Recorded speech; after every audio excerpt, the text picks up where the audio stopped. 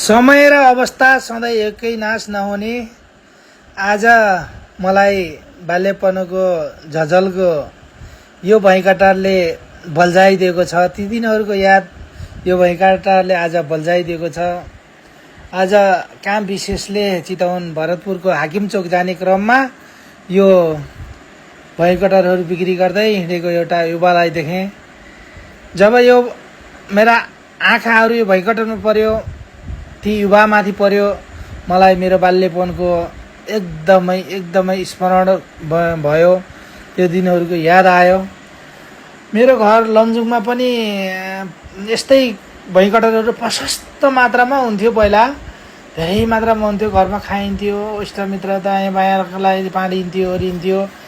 अनि त्यस्तै केटीकेटी दिमागमा अब के आयो भने यसलाई अलिकति बिक्री गर्ने हो भने त थोरै पैसा आर्जन गर्न सकिन्छ र यसो पकेट खर्च बनाउन सकिन्छ होला भनेर मैले यो भैँकटार लिएर बिक्री गर्न जान्थेँ। कसैले त किनिदिन्थे है। त्यो बेलामा आजभन्दा 25-30 वर्ष अगाडिको कुरा 5 रुपियाँ, 10 रुपियाँ, 6 रुपियाँ, 7 रुपियाँ त्यस्तै यसको प्राइस पर्थ्यो, त्यही दिन्थे।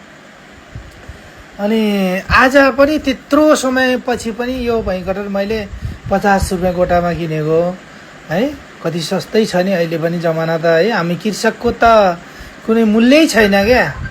बजारका यी विलासिताका चिजहरूको मात्रै धेरै मूल्य, बजारका चिजहरूको धेरै मूल्य छ। तर हामीले कृषकहरूले उत्पादन गरेको वस्तुको त अहिलेसम्म उचित मूल्य त हामीले कहाँ पाइन्छ र। अनि मैले यो भैँकटारहरू लिएर घरमा लिएर आएँ। घरमा लिएर आएर ल्याउने बित्तिकै एउटा काटेर मैले टेस्ट गरेँ। मैले जस्तो कल्पना गरेको थिएँ, जस्तो सोचेको थिएँ, मेरो विगतका पलहरूको जस्तो याद गरेको थिएँ, आज मैले त्यस्तै नै चाहिँ 100% मैले प्राप्त गर्न सकेँ। त्यो भैँकटार मैले विगतका दिनहरूको याद गर्दै र त्यस्तै स्वादमा मैले त्यो भैँकटारहरू खान पाएँ र साह्रै आनन्द भयो। मेरो बाल्यपनको धेरै याद आयो। धेरै खुसी भएँ, धेरै रमाएँ। ती दिनहरूको याद गर्न पाएँ। अनि यो भाइले बिक्री गरेको भैँकटार मैले कुनै बार्गेनिङ नगरिकन आनन्दमयले लिएर आएँ र घरमा ल्याएर काटेर खाइयो। र अरू पिसहरू पनि मैले बाँकी राखेको छु। फेरि ती पिसहरूलाई प्रयोग गर्दा पनि मेरो ती दिनहरूको याद सँगै रमाउँदै, खुसी हुँदै, कल्पनामा रमाउँदै मैले यो भैँकटारहरू सेवन गर्नेछु। साथीहरू, मेरो आज विगतको कुराहरू तर्साएको छु।